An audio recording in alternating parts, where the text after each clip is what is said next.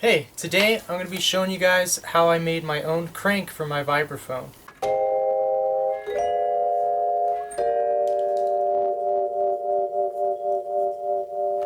So if you want to skip to the part where I'm actually using the Vibraphone, then just go to this time, and that'll be when I actually start playing. But if you want to see me build it, then stick around. So I tried buying some cheap motors off of Amazon, but this one was way too fast. You can imagine that's way too fast. It made the Vibraphone shake. And then this motor is at 60 RPM, which is a good speed, but it's too loud. The gears were just still too loud. Maybe you can hear if it's closer. Just too loud. So I've always wondered why Vibraphone motors are so expensive. It's probably because they're so incredibly quiet. That's why they cost so much. But I'm going to show you how I made a hand crank one. That all you need is a willing participant to crank while you play. Okay, so I'm going to go over the tools you need. Biggest, probably most expensive things you're going to need are a drill, some hole saws, a wood saw of some kind. You're going to need some wood. This is 2 inches by 2 inches, I believe. This is a Ludwig cymbal stand. 2 large bolts. You're going to need these hooks.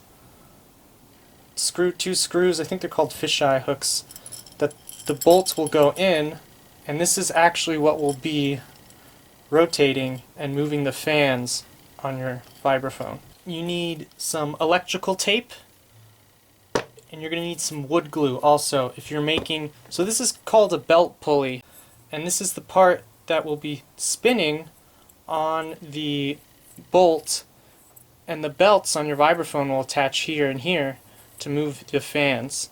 You're going to need 2 smaller bolts, or I'm actually using 2 drum lugs with little nuts on the end, so that way I can use a drum key to tighten things.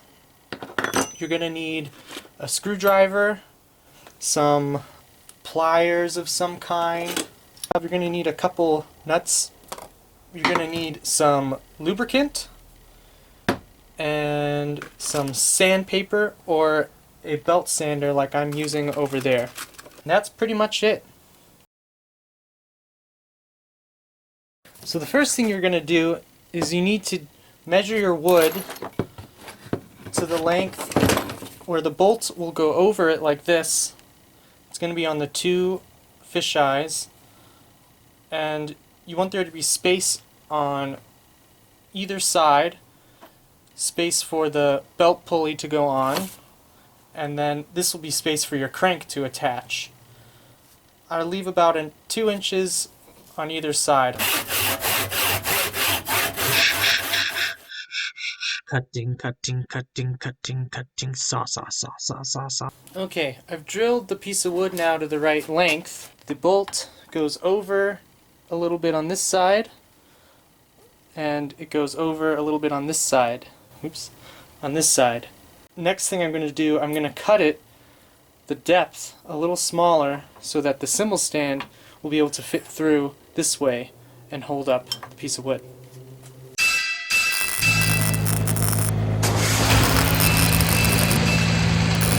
So as you can see, I'm not the greatest woodworker. I wasn't really paying attention to what I was doing, so I didn't cut this very straight. But we should actually be okay. I'm just going to try and knock this part off here.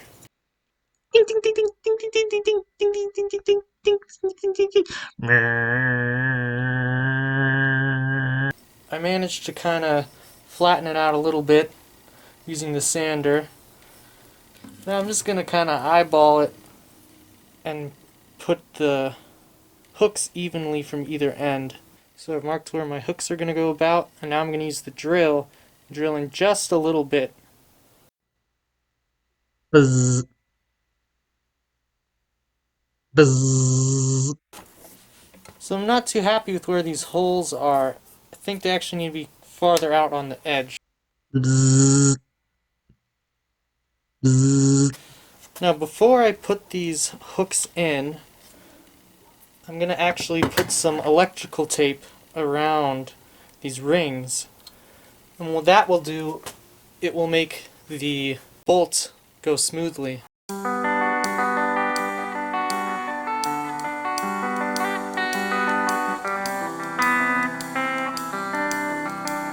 Okay, so you can see here I put electrical tape all around the hook.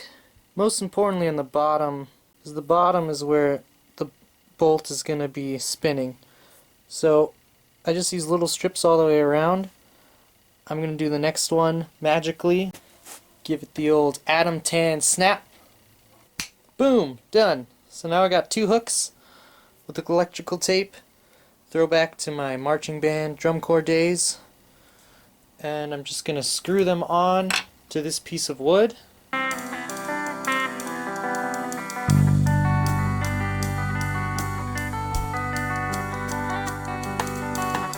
So you want to make sure that they're in line and at the same height. See, the bolt goes through, and when I rotate it, it's pretty quiet. I'm actually going to put some grease on there later to make it even more quiet. But first, we gotta drill a hole so we can mount this on the cymbal stand. So I kind of eyeballed the middle here. I'm gonna put a smaller hole first. The last drill bit I tried was a little too small, so I'm gonna use this bigger one now. Woo! Woo! Woo!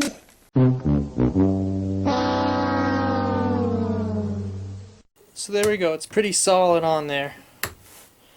Could have maybe been a little wider, but this will seem to work. So the next thing we gotta do is we're gonna put this bolt on. We're gonna put some nuts to kind of keep it in place where we want it, and then we're gonna put the belt pulley on. And I'm gonna show you guys how to make this right now. So I'm gonna show you guys the different pulleys I made now. The most low-tech way, which only used a saw mostly and some sandpaper, I took a piece of wood from my backyard that I cut from a tree, and I sanded it, cut a piece out like this, roughly circular but not perfect, and then I carved a groove in the middle with the hand saw and with the pocket knife. And this worked pretty well with the belt pulley, but it wasn't quite circular, so it wasn't as nice as I wanted it.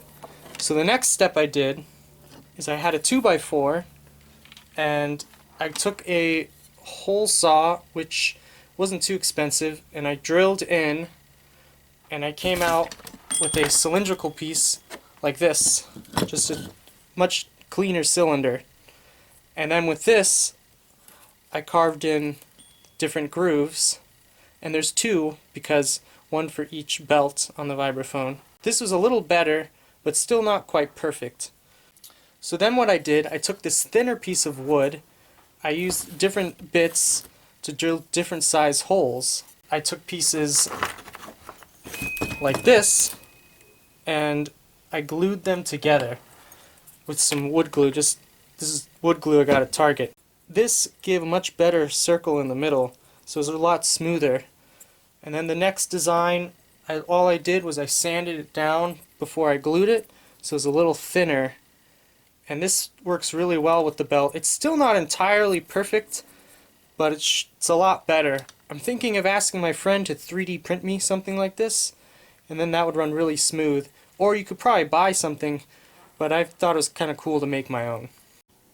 So the first thing I'm going to do, I put a nut on the end here, and I'm putting 2 nuts here, which are going to help keep the bolt where I want it. I'm going to tighten these 2 nuts together so it doesn't move. Kind of like a hi-hat. Now this bolt won't move back and forth too much. Now I'm going to put the pulley on.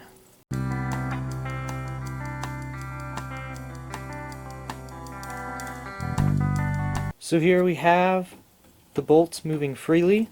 I'm going to put some grease here and here to make it run even smoother. We've got our belt pulley attached on the end here, which will have the 2 elastics going to the fans. And you could use it just like this, but it gets kind of hard to just move it like this. So now we're going to build the actual crank part. The first thing I'm going to do is take the other piece that I cut from the wood, and I'm going to cut that piece of wood in half.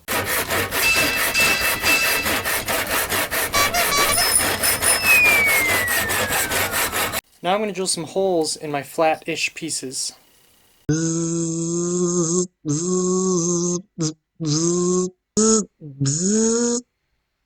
So now you take your smaller pieces of wood, and you need a handle, which I just took an old stick, drumstick.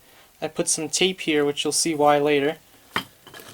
You take your two pieces of wood, you put them on the bolt, the large bolt, and then you take your smaller bolt, or I'm using this drum lug, keep it drum related, in through this side, one of the sides.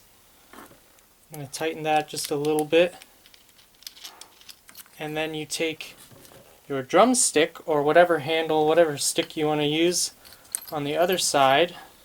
You put the bolt through that side. So there you go. Now you can see you've got your lug and you got your handle. And I put the tape here so your hand can smoothly go over it. And there you go. That's what will be turning the fans. There's one more step I do to make this part a little better. The bolts and the drumstick aren't the same size, so it gives this kind of lopsided effect. So I'm going to carve in a little indentation here so the stick goes a little bit in the wood. So you see now I've created this little gap. That way when the stick goes in here, it'll be a little more even with the bolt that goes here. So there you go. Now you have your fully assembled crank. It's pretty quiet. Now I just gotta put it on my vibraphone and show you guys how it sounds. Here we are with my vibraphone, which is a bit of an interesting vibraphone, and it goes from middle C to the F above the staff. As you can see here, the access to the fans is on the left side. The motor's in here, but it doesn't work, so I'm gonna attach my little creation here. So as you can see here, I have my cymbal stand right up against the vibraphone, and I've got it centered in between the two sets of bars, the natural keys and the accidentals. Now I'm going to put on the belts. So there's a good amount of tension either way, but with both of them it kind of keeps it even. You can see here I'm running into the frame, so you got to figure out the right height. You can see I've got it set to the right height now, so all I got to do is turn the crank and it turns the fans.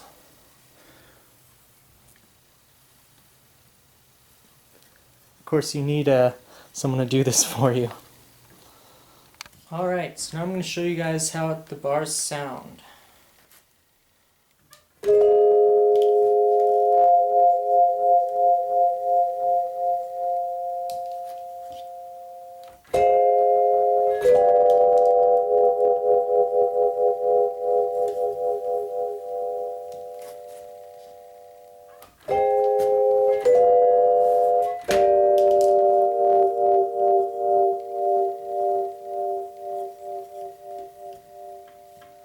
So of course the only bummer is you need someone else to crank it.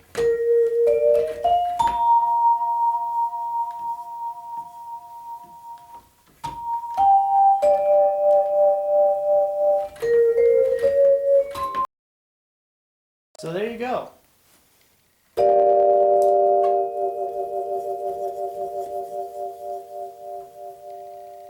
Thanks for checking out my video. I hope you liked it. I think it's kind of a cool idea and pretty easy to make. I'm not sure when you'd actually use this. Maybe if you have too many percussionists in your band and you need to give some of them something to do, or if you have no electricity and you live in the middle of the woods, if you're playing a gig for the Amish or something. I'll be coming out with a video soon where I'm actually using this crank. My dad is using it while I'm playing, which was very nice of him to do. I hope you'll check that out when it comes out. Thanks for watching the video. Please like it if you liked it and consider subscribing, and have a great day.